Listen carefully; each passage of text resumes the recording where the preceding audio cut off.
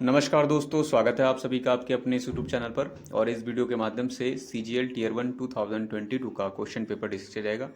Paper जो हुआ था दिसंबर 7 2022 को हुआ था। शिफ्ट जो है फर्स्ट है और इस शिफ्ट को सेट नंबर 21 बनाया गया। तो आइए शुरू करते हैं। क्वेश्चन नंबर 1 जो दिया गया है वो दिया गया था यहाँ पर डायरेक्ट और इनडायरेक्ट का था। इसमें बोला गया था हमें करेक्ट डायरेक्ट फॉर्म सेलेक्ट करनी थी। ऑप्शन था, सेंटेंस जो था वो था she said that she could not believe him. ये सेंटेंस दिया गया था, तो सेंटेंस में टेंस से एलिमेंट करने की कोशिश करते हैं। शी कुड नॉट से पता चल रहा है जो एक्टिव में सेंटेंस रहा होगा वो आपका कैन और नॉट रहा होगा। तो कैन नॉट किस में है? इस वाले में है, इस वाले में नहीं है तो ये नहीं होगा, इस वाले में है हो सकता है, ये वाला नहीं होगा। तो दो ऑप्शन बचे हुए। दूसरी चीज़ यहाँ पर देखिए आपका सैड था, यानी वर्ब आपकी पास्ट में थी तो पास्ट में है, पास्ट में रखी गई सब में। देखिए इसमें भी है और इस वाले में भी। दो ऑप्शन बचे थे ना, ये वाला और ये वाला।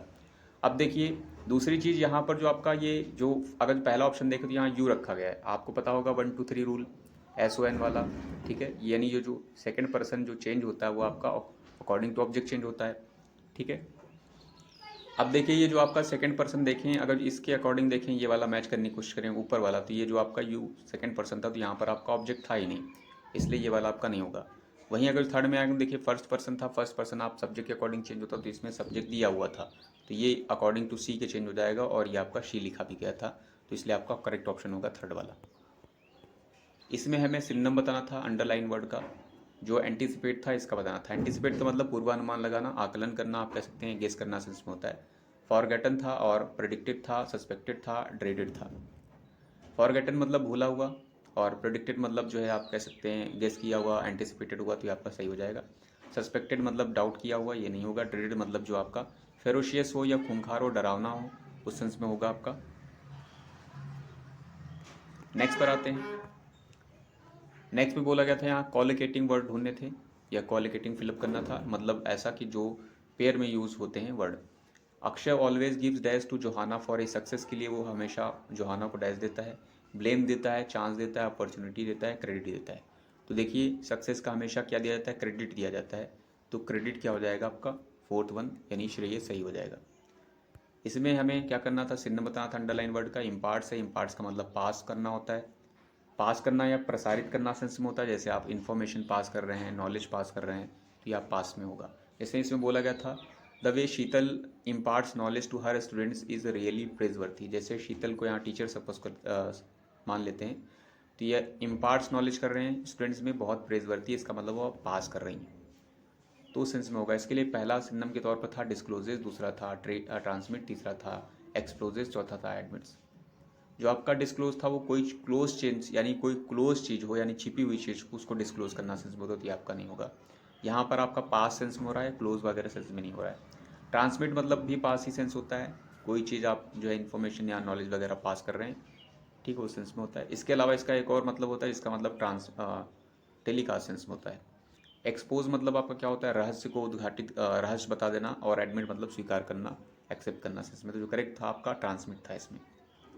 इसमें ईडियम का मतलब बताना था कॉक एंड बुल स्टोरी, ठीक है।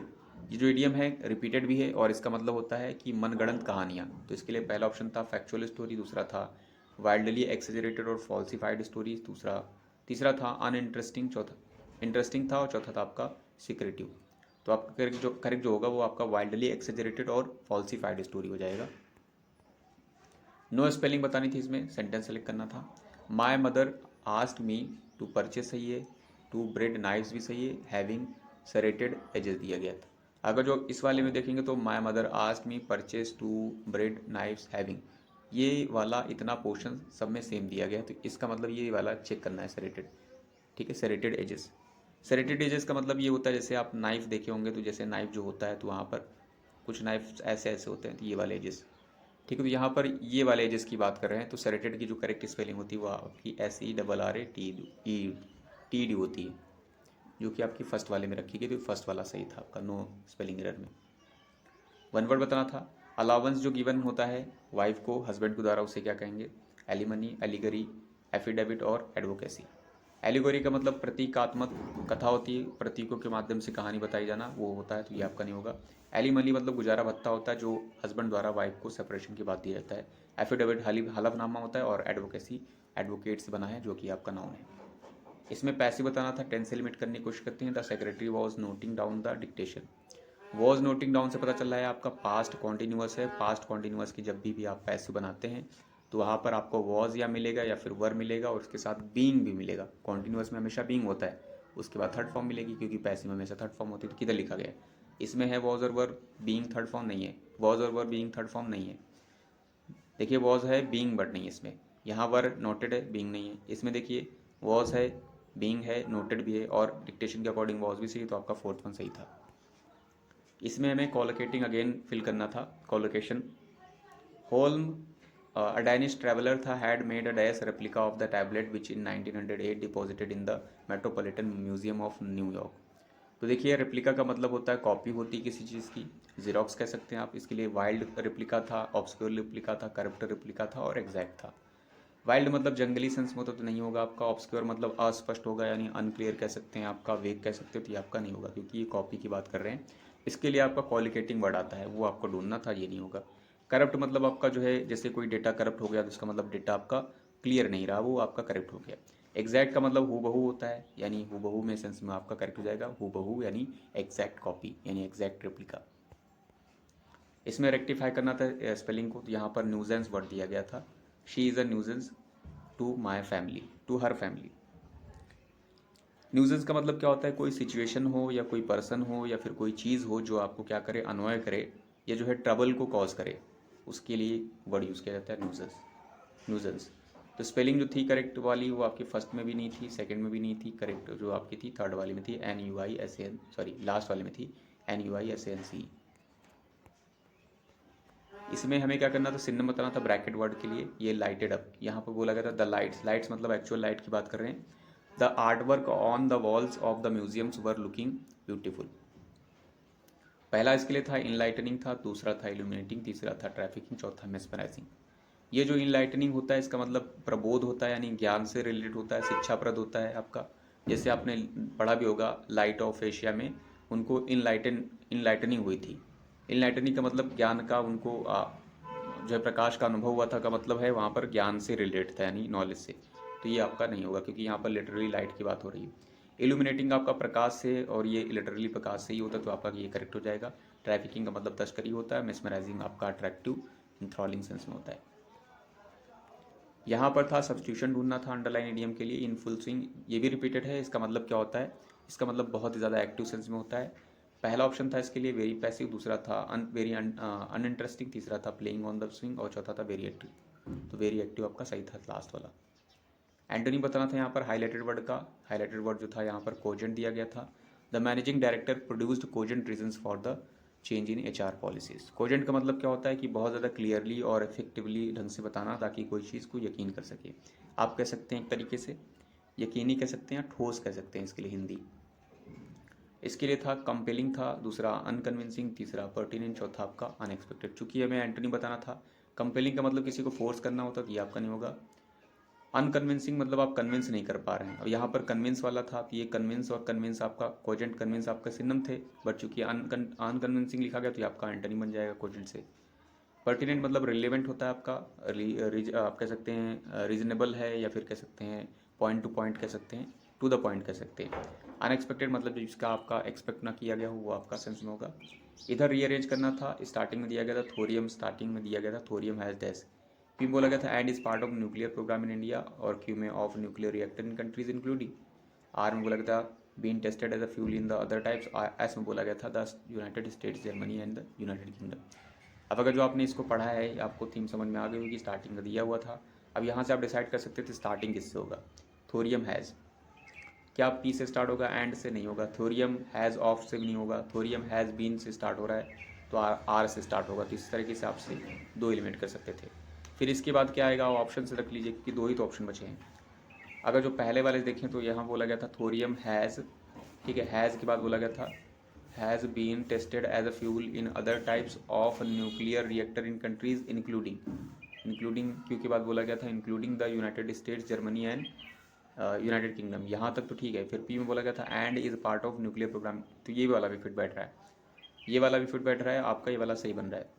वहीं अगर जो आप ये वाला देखेंगे तो ये आपका फिट नहीं बैठेगा, तो आपका फर्स्ट क्योंकि फिट तो बैठ चुका है इसलिए दूसरा ऑप्शन देखने की ज़रूरत भी नहीं है।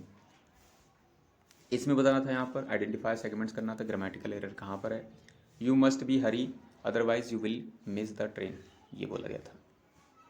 यू आपका सब्जेक्ट था, मस्ट आपको पता है मॉडल है, ठीक है, और ये बी आपका लगा हुआ है इसके साथ, और फिर हरी है, और फिर आपका दिया गया अदरवाइज, ठीक है। अदरवाइज आप कह सकते हैं, यहाँ फिर दिया गया था कंजंक्शन कह सकते हैं इसको, अदरवाइज यू विल। अब यू है आपका सब्जेक्ट, यहाँ फिर से मॉडल आया, मिस आपको पता है मॉडल के बाद V1 चलता है, यहाँ लिखा गया है यहाँ पर। फिर आपको पता है मॉडल के बाद आपका बी फॉर्म भी आता है। बी फॉर्म अगर जो आएगा तो वहाँ पर दो केस होते हैं। दो केस कौन कौन से होते हैं यहाँ पर, अगर जो आपका पैसिव में रहेगा तो आप थर्ड फॉर्म यूज़ करेंगे, या फिर आप यहाँ नाउन चिपका सकते हैं, यहाँ नाउन से मिलता जुलता कुछ दूसरा, ठीक है। जैसे आपने सुना होगा जो मैथमेटिक्स के क्वेश्चन करते हैं तो his father will be thrice of his age, उस तरीके से। तो हाँ, वहाँ पर भी आपका मॉडल होता है will be thrice of, will be twice of, तो विल बी के बाद ट्वाइस वगैरह थ्राइस चलता है। बट यहाँ पर चूंकि आपका हरी वर्ब है तो इसलिए वर्ब के पहले आप अगर ये वाला यूज़ करेंगे बी, तो उसके बाद थर्ड फॉर्म होगी जो कि आपका पैसिव होगा, तो यहाँ पर आपकी पैसिव की ज़रूरत भी नहीं है, और यहाँ पर आपका बी सही भी नहीं है, इसलिए आप पैसिव की ज़रूरत नहीं है, इसको हटा दीजिए आपका। और इसके बाद आपका यानी मॉडल के बाद V1 आता तो V1 चल जाएगा, तो इसका मतलब एरर कहाँ पर थी, सेकंड वाले। इसमें आते हैं तो इसमें अगेन हमें एरर डिटेक्ट करनी थी। The boy had run away because he couldn't stand his father beat him for one more day, ये दिया गया था। देखिए द बॉय आपका सब्जेक्ट बन जाएगा, the article the boy noun, had आपका हेल्पिंग वर्ब है, रन आपका थर्ड फॉर्म है, चूंकि हैड के बाद थर्ड फॉर्म आती है, रन अवे आपका फ्रेजल वर्ब है, थर्ड फॉर्म में रखा गया है।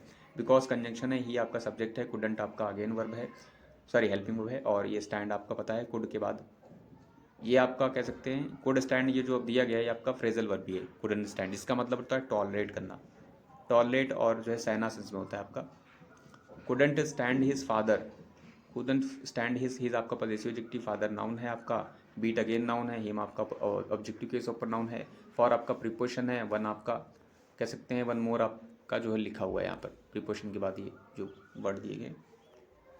अब देखिए यहाँ पर जो आपका गलत चल रहा है वो क्या है, यहाँ पर देखिए ये वाला सेंटेंस देखिए, टेंस आपका ठीक चल रहा है, यहाँ पास्ट है, यहाँ पास्ट है, यहाँ पास्ट है, ठीक है, तो यहाँ पर आपका सही लिखा गया है, इस वाले में भी आपका सही है, कुडंट स्टैंड मतलब टॉलरेट सेंस में। अब यहाँ पर आपका गलत है, यहाँ पर देखिए बोला गया द बॉय हैड रन, भाग गया, बिकॉज क्योंकि he couldn't stand his father beat, क्योंकि वो अपने पिता की मार सह नहीं सकता था। यहाँ पर जो आपका लिखा गया है हिज फादर बीट नहीं, यहाँ पर उसकी पिता की मार यानी पोजीशन शो करना चाहिए था, तो यहाँ पर अपॉस्ट्रोफी होना चाहिए था, फादर्स बीट, इसका मतलब आपका किधर गया, इस वाले में एरर है, फर्स्ट वाले में। इसमें अगेन हमें क्या करना था, अरेंज करना था। इसमें बोला गया था पुअर पोस्चर में strain neck muscles whether you are leaning over your computer or hunching over your workstation. However, neck pain may occasionally be an indication of a more serious issue. Neck pain is a frequent problem among many people these days. और D में बोला गया था if your neck pain is accompanied by numbness of or lack of strength in your arms or hands, or if you experience shooting pain in your shoulders or down your arms, you should seek medical attention. तो यहाँ पर आपको पैसे समझ में आ गया होगा किसकी बात हो रही है। तो यहाँ स्टार्टिंग क्या इससे होगा, पुअर पोस्चर से, हाउएवर से तो बिल्कुल नहीं होगा, नेक पेन से हो रहा है, नेक पेन की बात कर रहे हैं इसमें, neck pain is frequent problem among many people these days, तो इसका मतलब स्टार्टिंग सी से होगी। सी से स्टार्टिंग में दो ऑप्शन चले जाएंगे, फिर आपके देखिए सी से ए बोला गया, इसका मतलब सी के बाद यही आएगा। ए में क्या है देख लेते हैं। ए में बोला गया था पुअर पोस्चर जो है इसके लिए स्ट्रेन नेक मसल्स यानी मसल्स में खिंचाव वगैरह, वेदर यू आर लीनिंग, जब लीनिंग हो रहे हों कंप्यूटर पे या वगैरह, आप जो है पीठ में यू शेप बना रहे हों, मतलब कहने का मतलब झुक रहे हैं उस सेंस में होता है। हंचिंग ओवर योर वर्क स्टेशन, उसके बाद देखिए क्या बोला गया था, सी के बाद यहाँ पर डी डिसाइड करना है, बी आएगा या फिर आपका बी या फिर डी आएगा। अगर तुम पहला वाला देखें तो देखिए पहले में क्या बोला गया था, सी के बाद आपका सी के बाद आपका ए है, और ए के बाद देखिए डी में देखते हैं, तो यहाँ पर बोला गया था डी में if your neck pain is accompanied by, यदि आपके नेक पेन में साथ में क्या हो रहा है, नम्बनेस आ रही है, नम्बनेस का मतलब सुन्नता पड़ जाती है, एकदम स्तब्धता आ जाती है, या फिर लैक ऑफ स्ट्रेंथ हो जाता है इन योर आर्म्स और hands. If you experience shooting pain, या फिर शूटिंग पेन हो रहा हो इनटू योर शोल्डर्स और down your arms, you should seek medical attention. इसके बाद बोला गया था बी में बोला गया था हाउएवर नेक पेन में occasionally be an indications of a more serious issue. तो इसका मतलब क्या हुआ आपका, हावेवर वाला जो आपका बाद में आ रहा है, किसके बाद आ रहा है आपका, डी के बाद आ रहा है अकॉर्डिंग टू यहाँ पर, ठीक है। इसलिए आपका जो करेक्ट हो जाएगा वो आपका सी, ए और डी और बी हो जाएगा, यही वाला आपका करेक्ट हो जाएगा, यानी फर्स्ट वन, ठीक है। नेक्स्ट पर आते हैं क्वेश्चन नंबर, इसमें आते हैं तो इसमें बताना था, यहाँ पर एक्टिव बताना था, टेंस लिमिट करने की कोशिश करते हैं। Football tournament was being avoided by his son. देखिए एक्टिव बताना है तो ये आपका पैसिव ऑलरेडी बना था। देखिए टेंस जो था इसमें वॉज बीइंग अवॉइडेड था, इसका मतलब आपका जो आपका एक्टिव में सेंटेंस रहा होगा, एक्टिव में सेंटेंस रहा होगा वो आपका पास्ट कॉन्टिन्यूअस रहा होगा। पास्ट कॉन्टिन्यूअस का मतलब है वॉज और वर रहा होगा और आईएनजी फॉर्म, सॉरी वॉज, हाँ वॉज और वर आईएनजी फॉर्म, तो किसमें, इसमें है क्या, नहीं है, इसमें वॉज वर आईएनजी फॉर्म है इसमें, हो सकता है, इसमें नहीं है, इस वाले में भी नहीं है, तो आपका सेकंड वन ही सही हो जाएगा। इसमें सब्स्टिट्यूशन ढूंढना था इम्प्रूवमेंट के लिए। She lived in well resourced surroundings. देखिए जो वेल रिसोर्स दिया गया है इसका मतलब क्या होता है, वेल इक्विप्ड, जबकि यहाँ सराउंडिंग की बात कर रहे हैं, ठीक है। सराउंडिंग की बात कर रहे हैं, इसका मतलब ये आपका वेल इक्विप्ड नहीं होगा, मतलब सराउंडिंग में रिसोर्सेज बहुत ज़्यादा हैं, वो कहने का मतलब है यहाँ पर। तो यहाँ पर पहला ऑप्शन था इसके लिए। देखिए ये सराउंडिंग्स आपका नाउन है तो यहाँ पर कुछ एडजेक्टिव टाइप का आएगा। लग्जरियस था, लग्जरियसनेस था, लग्जरी था, नो सब्स्टिट्यूशन भी था, तो ये आपका नो सब्स्टिट्यूशन तो गलत था। लग्जरियस आपका एडजेक्टिव था तो ये आपका सही हो जाएगा। ये आपका नाउन था, ये भी नहीं आएगा, ये आपका नाउन था, ये भी नहीं आएगा, क्योंकि यहाँ ऑलरेडी नाउन रखा हुआ है, इसलिए एडजेक्टिव आएगा। इसमें करेक्ट ऑर्डर बताना था। द गूगल डूडल जो होता है पी में बोला गया था with a cup of green tea और बीकर एंड, और क्यों बोला गया था, Suzy Mura working in her laboratory. R में बोला गया था some green tea leaves by the side. S में बोला गया फीचर है जियोग्राफिकल रिप्रेजेंटेशन हो। देखिए अब अगर जो आपने इसको पढ़ लिया है तो गूगल डूडल जो होते हैं उसके बारे में बताया गया था कि वो एस होते हैं, एस मतलब फीचर्स ऑफ ग्राफिकल रिप्रेजेंटेशन होते हैं, एस से स्टार्ट होगा, तो आपका एस से एक ही है। फिर भी देख लेते हैं इसके बाद आएगा कि नहीं आएगा। Features graphical representations of Q of Suzy Miura working in her laboratory. फिर आपका पी था with a cup of green tea beaker and some green leaves tea, तो आपका फिट बैठ रहा है, लास्ट भी सही है। इसमें आते हैं आपके पैसेज पर, तो पैसेज दिया गया था, पैसेज रीड कर लेते हैं। वंस ऑप्शंस जो होते हैं in this world R dash as the horizon which is technically a circle and thus dash broad, yet we must choose each step we take with dash cautions for the footprints we leave dash are as important as the dash we will follow, they are part for the same journey our story। ये दिया गया था, theme पता चल गई होगी। Fill up पर आते हैं। वंस ओपिनियंस जो होते हैं in this world are as dash as the horizon, horizon से कंपेयर किया जा रहा है तो हॉरिजन के बारे में देखिए कौन सी विशेषता होती है। नैरो है horizon, as narrow as horizon, as sliced as horizon, as contrasted as horizon, as vast as horizon. Narrow का मतलब संकीर्ण सेंस होता तो नहीं होगा, स्लाइट मतलब हल्का होता नहीं होगा, कॉन्ट्रैक्टेड का मतलब कॉन्ट्रैक्ट सेंस में होता है तो ये वाला भी आपका नहीं होगा। वेस्ट मतलब काफ़ी व्यापक सेंस में होता है तो विस्तार में होता है, तो आपका ये करेक्ट हो रहा है यहाँ पर विस्तार वाला, यानी फोर्थ वाला। फिर आते हैं सेकंड में। सेकंड में बोला गया था yet we must choose each step, sorry second यहाँ पर था horizon which is technically a circle, जो कि टेक्निकली हॉरिजन ऐसा लगता है कि सर्कल है, टेक्निकली सर्कल है, लगता नहीं है। एंड दस डैश ब्रॉड, और कैसा ब्रॉड है, रिगरसली ब्रॉड है, सीवियरली ब्रॉड है, स्ट्रिक्टली ब्रॉड है और इन्फिनाइटली ब्रॉड है। रिगरसली का मतलब होता है कोई चीज़ बहुत ज़्यादा केयरफुली और अटेंटिवली ढंग से करना, ठीक है, तो ये आपका नहीं होगा, एडवर्ब हैं फिलहाल ये सभी। सीवियरली का मतलब क्या होता है, बहुत ही ज़्यादा स्ट्रिक्टली कह सकते हैं आप, तो ठीक है, बहुत ज़्यादा स्ट्रिक्टली कहेंगे आप, और स्ट्रिक्टली का मतलब वो होता ही है। इन्फिनाइटली का मतलब जो है अनंत, यहाँ पर ब्रॉड सेंस में बोला गया, और कहाँ की बात हो रही है, हॉरिजन की बात हो रही थी, यहाँ पर आपका जो करेक्ट बैठेगा आपका इन्फिनाइटली हो जाएगा करेक्ट। थर्ड में आते थर्ड में बोला गया था येट वी मस्ट, इसके बाद भी हम क्या करते हैं, मस्ट चूज, हमें करना चाहिए, must choose each step we take with dash caution, caution के साथ हम लेते हैं ईच स्टेप, इसके बाद भी क्या लेते हैं, ऑटोमोस्ट कॉजन के साथ, स्लैक कॉजन के साथ, अनमाइंडफुल कॉजन के साथ और इन अटेंशन। देखिए कॉजन मतलब सतर्कता के साथ, तो सतर्कता के साथ क्या आएगा, ऑटोमोस्ट आएगा, स्लैक आएगा, स्लैक का मतलब ढीला सेंस में होता है तो ये आपका नहीं होगा। अनमाइंडफुल मतलब बिना जो है बेमन के आप कह सकते हैं, इनअटेंटिव मतलब ध्यान नहीं दे रहे हैं, तो ये आपके सारे गलत हो रहे हैं, पहला आपका सही हो रहा है।